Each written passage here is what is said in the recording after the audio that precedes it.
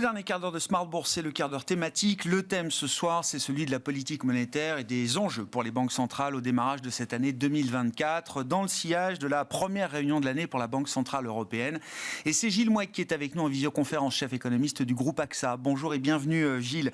Merci beaucoup d'être avec nous. Alors évidemment, on n'attendait pas de surprise dans les grandes lignes de la communication de la BCE, tant les banquiers centraux européens se sont exprimés ces derniers jours, et notamment à l'occasion du Forum économique de Davos. Mais je trouve quand même les efforts de pédagogie de Christine Lagarde qu'il faut saluer, qui ont été assez importants au cours de cette réunion. Elle s'est appesantie notamment sur la partie salariale, qui reste l'obsession ou la crainte obsessionnelle effectivement de certains banquiers centraux européens, mais pour expliquer effectivement quelles sont les typologies de données que regarde la BCE aujourd'hui et ce qui va faire à un moment la décision de baisser les taux.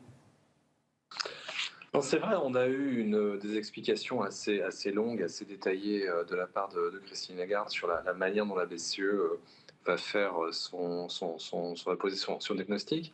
Mais il y avait quand même des messages intéressants et des changements assez marquants, je trouve, par rapport à la toute dernière communication de la BCE. Parce que Christine Lagarde, la semaine dernière, avait été quand même assez au quiche quand même dans ses commentaires à Davos. Elle avait directement critiqué le pricing du marché sur les attentes de baisse des taux. Tout le monde, y compris moi-même, s'attendait à ce qu'elle aille plus loin, ou en tout cas qu'elle réplique en fait cette critique des attentes du marché aujourd'hui. Elle ne l'a pas vraiment fait. On a senti peut-être pour la première fois en fait depuis longtemps une BCE qui est effectivement data dependent, qui est effectivement dépendant du flux de données, qui ne veut pas donner trop de guidance au marché, qui ne veut pas être trop claire, trop précise dans le timing de ses décisions futures. Peut-être parce que, en toute bonne foi, la BCE aujourd'hui ne sait pas très bien ce qui va se passer dans les mois qui viennent. Donc il y a ce message général relativement confiant sur la baisse de l'inflation. C'était quand même assez clair et j'ai trouvé plutôt plus confortable que ce qu'on avait eu, beaucoup plus confortable que ce qu'on a vu au mois de décembre. Une BCE assez confiante. Un message assez curieux, là pour le coup, j'ai vraiment pas compris, sur des données conjoncturelles qui indiqueraient plutôt le début d'une reprise. J'ai plutôt l'impression qu'il faut un microscope pour les trouver dans les données actuelles. Et sur les salaires, effectivement, un discours très nuancé, avec cette idée que, contrairement à ce qui avait été dit il y a quelques semaines, on attendra les données de la fin du printemps avant de savoir si effectivement les salaires commencent à se stabiliser. Cette idée que non, en fait, on a tout un tas d'indicateurs un peu en real time qui pourront nous permettre peut-être de prendre une décision un peu plus tôt. Donc tout ça est oui effectivement intéressant parce qu'une CE qui regarde les données de près, c'est toujours rassurant, mais moins au quiche quand même que ce qui était dans le tube depuis, encore une fois, une interview à Davos qui était quand même incroyablement claire, quoi. Est-ce qu'on a les germes d'un pivot là, Gilles, pour le dire clairement? Oui, très clairement. Ouais. Et est-ce que l'horizon du mois de juin, effectivement, qui semble être l'horizon à minima pour la Banque Centrale Européenne, en tout cas pour le consensus qui semblait se dessiner au cœur du Conseil des gouverneurs, est-ce que ça ouvre la possibilité, si nécessaire, à peut-être raccourcir un peu ce calendrier qui était celui d'il y a quelques jours?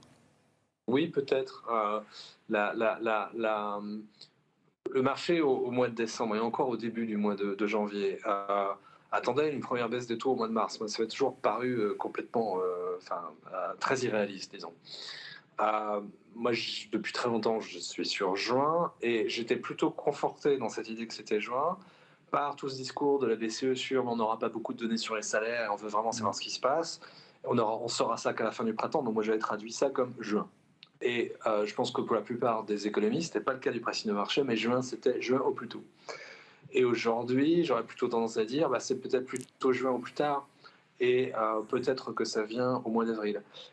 Pour le coup, j'ai quand même pas envie de changer de baseline et de dire oui, si, c'est avril, parce que j'ai quand même l'impression que pour que ce soit avril, il faudrait que le flux de données dans son intégralité soit parfait, quoi, d'ici avril. C'est-à-dire que on ait la poursuite du ralentissement de l'inflation sous-jacente sans casse, qu'on ait effectivement ces données en temps réel sur les salaires qui aillent dans le bon sens. Donc il faut vraiment une configuration idéale pour arriver à une baisse des taux en avril. Mais autant, les semaines dernières, avril, n'y pensons pas, c'est vraiment totalement irréaliste. Aujourd'hui, je pense que oui, effectivement, c'est possible. Ça me paraît toujours un peu compliqué, mais ça me paraît possible.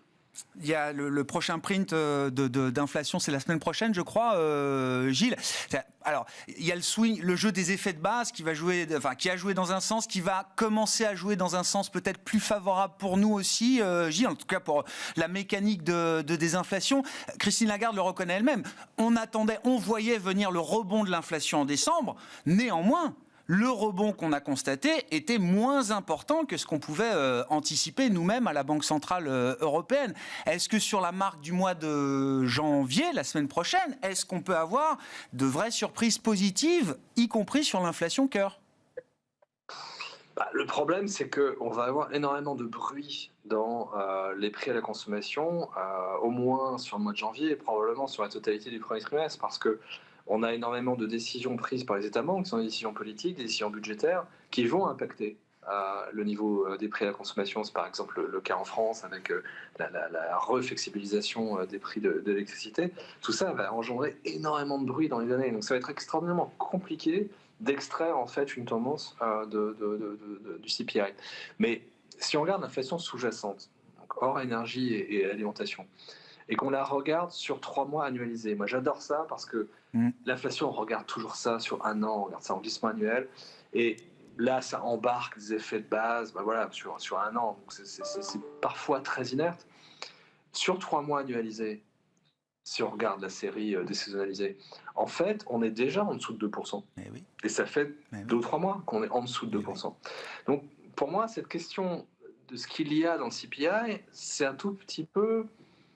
C'est pas annexe, mais on en fait un peu ce qu'on veut. C'est-à-dire que si on voulait dire aujourd'hui déjà on est en désinflation très abusée, on pourrait le faire. Ce serait très facile de faire le cas en disant regardez, en enlevant les effets de base, en regardant l'inflation sous-jacente sur 3 mois annualisés, ça fait plusieurs mois qu'on est en dessous de 2, objectif atteint.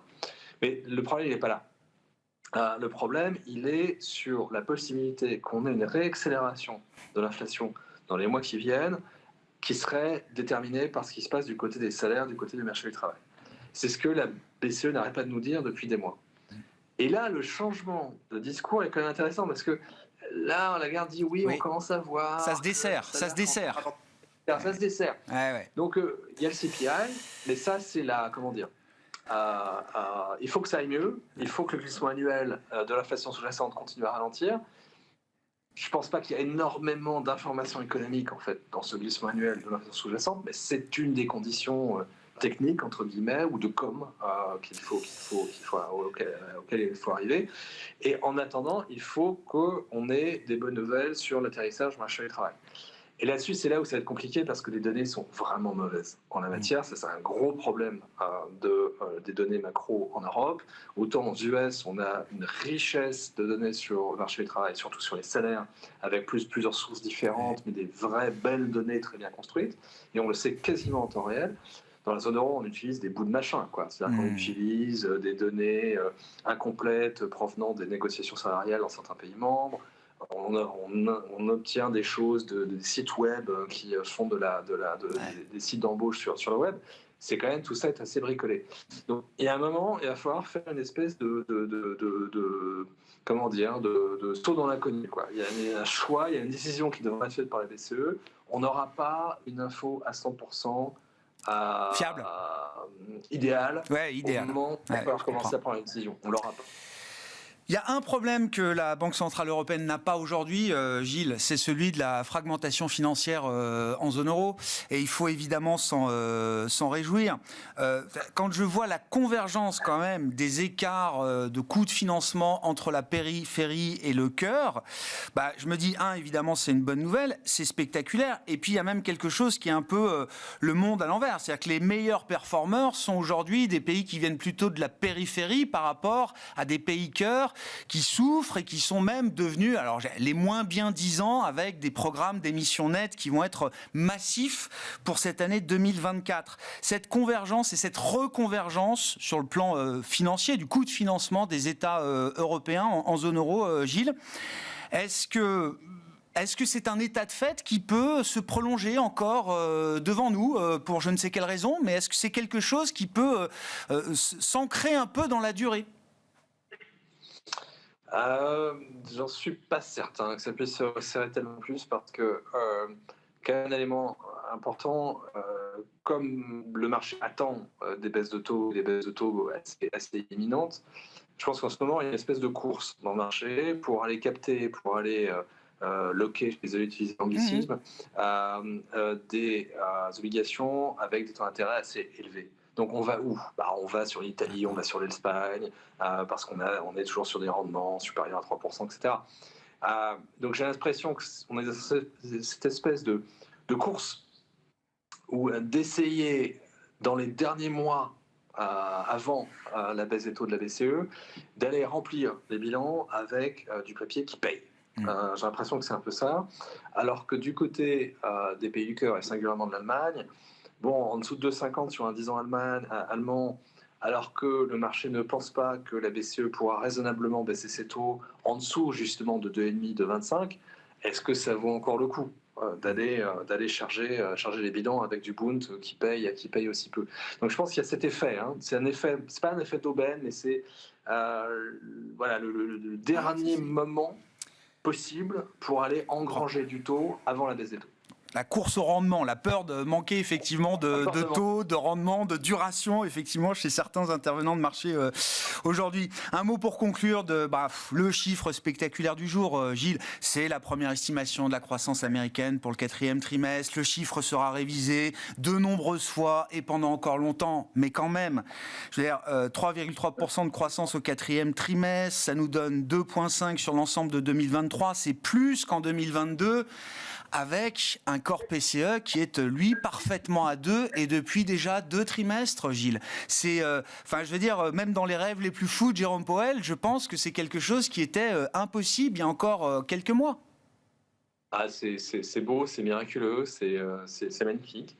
Je suis toujours pas sûr de comprendre très bien, mais voilà, c'est toujours bon à prendre. Oui, on a une croissance de l'économie américaine qui est tout double du taux potentiel. Si on regarde le niveau du taux de chômage, c'est à peu près clair qu'il n'y a absolument aucun input gap à combler. Et pourtant, on a l'inflation sous-jacente effectivement qui s'est incroyablement calmée. Ce qui est rassurant, et ce qui du coup jette un caillou dans le jardin européen, c'est que peut-être que ce que cela reflète, c'est que les conditions d'offre aux États-Unis sont vraiment en train de s'améliorer très vite. Donc on peut avoir une croissance forte sans inflation parce que l'offre est en train de rattraper. Et l'un des meilleurs indicateurs de cela, c'est la très bonne tenue de la productivité aux États-Unis. On est aujourd'hui aux US à une productivité horaire qui est à peu près à 6% au-dessus du niveau qu'on avait atteint avant le Covid et qui, sur les 3 derniers trimestres, est en accélération. Et ça, c'est l'inverse de ce qui se passe dans la zone euro. Dans la zone euro, on a un niveau de la productivité qui est à peine supérieur à celui que l'on avait fin 2019. Enfin, on dit, il ne s'est rien passé sur la productivité depuis maintenant 4 ans. Au contraire, sur les derniers trimestres, on a une baisse de la productivité. Donc nous, nos conditions d'offre, elles ne s'améliorent pas tant que ça. Et pour moi, c'est ça le vrai divorce transatlantique en fait en ce moment. C'est cette idée de vraiment d'une amélioration sous-jacente, effective, encourageante aux États-Unis, avec cette productivité très forte, alors que côté européen, voilà, c'est quand même incroyablement médiocre. Merci beaucoup Gilles, merci pour votre éclairage sur ces différentes situations américaines et européennes et les enjeux en matière de politique monétaire. Gilles Mouek qui était avec nous en visioconférence, chef économiste du groupe AXA.